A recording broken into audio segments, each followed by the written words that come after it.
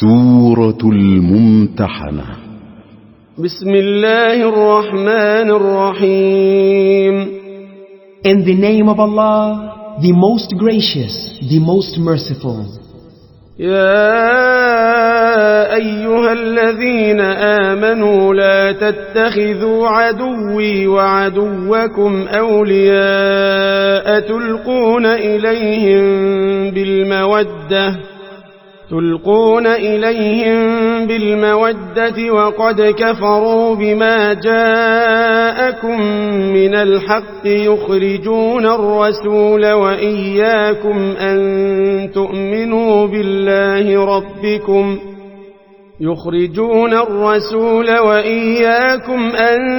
تؤمنوا بالله ربكم إن كنتم خرجتم جهادا في سبيلي وابتغاء مرضاتي تسرون إليهم بالمودة وأنا أعلم بما أخفيتم وما أعلنتم ومن يفعله منكم فقد ضل سواء السبيل.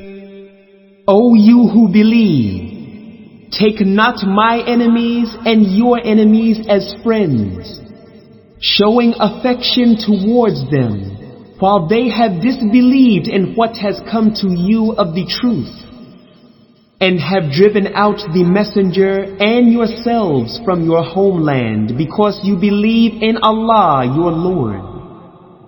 If you have come forth to strive in my cause and to seek my good pleasure, then take not these disbelievers and polytheists as your friends.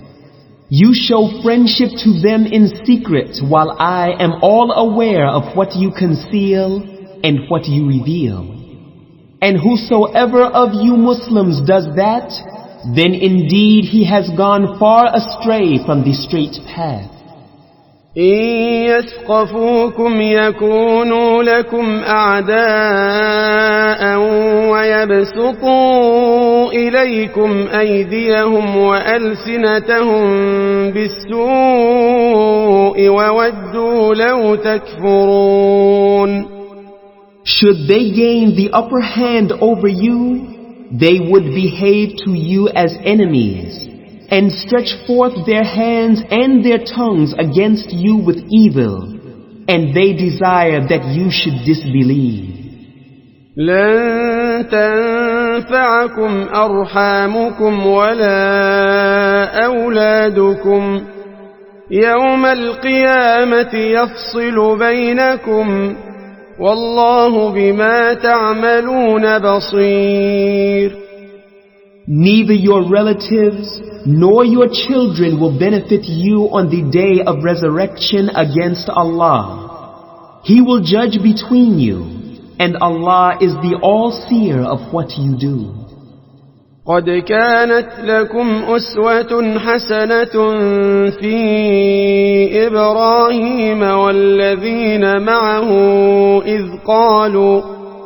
إذ قالوا لقومهم إنا براء منكم ومما تعبدون من دون الله كفرنا بكم وبدا بيننا وبينكم العداوة والبغضاء أبدا حتى تؤمنوا بالله وحده إلا قول إبراهيم لأبيه لأستغفرن لك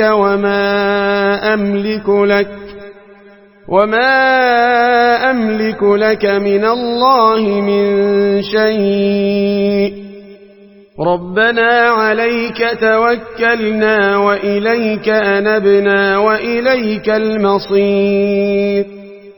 Indeed, there has been an excellent example for you in Ibrahim and those with him when they said to their people, Verily, we are free from you and whatever you worship besides Allah. We have rejected you, and there has appeared between us and you hostility and hatred forever until you believe in Allah alone, except the saying of Ibrahim to his father, "Verily, I will ask forgiveness from Allah for you, but I have no power to do anything for you before Allah. Our Lord, in you alone we put our trust, and to you alone we turn in repentance, and to you alone is our final return."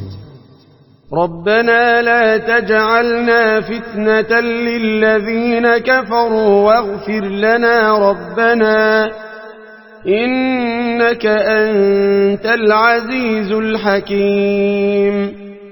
Our Lord, make us not a trial for the disbelievers, and forgive us.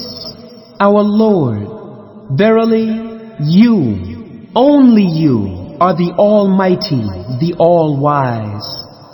لقد كان لكم فيهم أسوة حسنة لمن كان يرجو الله واليوم الآخر ومن يتول فإن الله هو الغني الحميد. Certainly, there has been in them an excellent example for you to follow. For those who look forward to the meeting with Allah and the last day. And whosoever turns away, then verily, Allah is rich, free of all needs, worthy of all praise. عسى الله أن يجعل بينكم وبين الذين عاديتم منهم مودة والله قدير والله غفور رحيم. Perhaps Allah will make friendship between you and those whom you hold as enemies. And Allah has power over all things, and Allah is oft forgiving, most merciful. لا ينهاكم الله عن الذين لم يقاتلوكم في الدين ولم يخرجوكم من دياركم أن تبروهم وتقسطوا إليهم إن الله يحب المقسطين. Allah does not forbid you to deal justly and kindly with those who fought not against you on account of religion, nor drove you out of your homes. Verily Allah loves those who deal with equity. إنما ينهاكم الله عن الذين قاتلوكم في الدين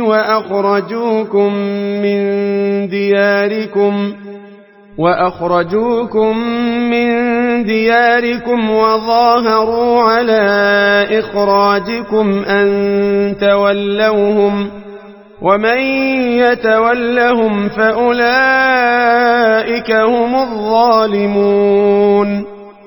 It is only as regards those who fought against you on account of religion and have driven you out of your homes and helped to drive you out, that Allah forbids you to befriend them. And whosoever will befriend them, then such are the wrongdoers. يا أيها الذين آمنوا إذا جاءكم المؤمنات مهاجرات فامتحنوهن الله أعلم بإيمانهن فإن علمتموهن مؤمنات فلا ترجعوهن إلى الكفار لا هن حل لهم ولا هم يحلون لهن وآتوهم ما أنفقوا ولا جناح عليكم أن تنكحوهن إذا آتيتموهن أجورهن ولا تمسكوا بعصم الكوافر واسألوا ما أنفقتم وليسألوا ما أنفقوا ذلكم حكم الله يحكم بينكم والله عليم حكيم. O you who believe, when believing women come to you as immigrants, examine them. Allah knows best as to their faith. Then if you ascertain that they are true believers, send them not back to the disbelievers. They are not lawful wives for the disbelievers, nor are the disbelievers lawful husbands for them. But give the disbelievers that amount of money which they have spent as their dowry to them. And there will be no sin on you to marry them if you have paid their dowry to them. Likewise, hold not the disbelieving women as wives, and ask for the return of that which you have spent as dowry, and let the disbelievers ask back for that which they have spent. That is the judgment of Allah. He judges between you. And Allah is all-knowing, all-wise. وَإِن فَاتَكُمْ شَيْءٌ مِّنْ أَزْوَاجِكُمْ إِلَى الْكُفَّارِ فَعَاقَبْتُمْ فَآتُوا الَّذِينَ ذَهَبَتْ أَزْوَاجُهُمْ مِثْلَ مَا أَنفَقُوا وَاتَّقُوا اللَّهَ الَّذِي أَنْتُمْ بِهِ مُؤْمِنُونَ. And if any of your wives have gone from you to the disbelievers, then you went out for a military expedition against them and gained booty, then pay from that booty to those whose wives have gone the equivalent of what they had spent on their dowry. And fear Allah in whom you believe. يا أيها النبي إذا جاءك المؤمنات يبايعنك على ألا يشركن بالله شيئا ولا يسرقن ولا يزنين ولا يقتلن أولادهن ولا يأتين ببهتان يفترينه بين أيديهن وأرجلهن ولا يعصينك في معروف فبايعهن واستغفر لهن الله إن الله غفور رحيم. O Prophet, when believing women come to you to give you the pledge that they will not associate anything in worship with Allah, that they will not steal, that they will not commit illegal sexual intercourse, that they will not kill their children, that they will not utter slander, intentionally forging falsehood, and that they will not disobey you in that which Islam ordains, then accept their pledge and ask Allah to forgive them. Verily, Allah is oft forgiving, most merciful. يا أيها الذين آمنوا لا تتولوا قوما غضب الله عليهم قد يئسوا من الآخرة كما يئس الكفار من أصحاب القبور. O you who believe, take not as friends the people who incur the wrath of Allah. Surely they have despaired of receiving any good in the hereafter, just as the disbelievers have despaired of those buried in graves that they will not be resurrected on the day of resurrection.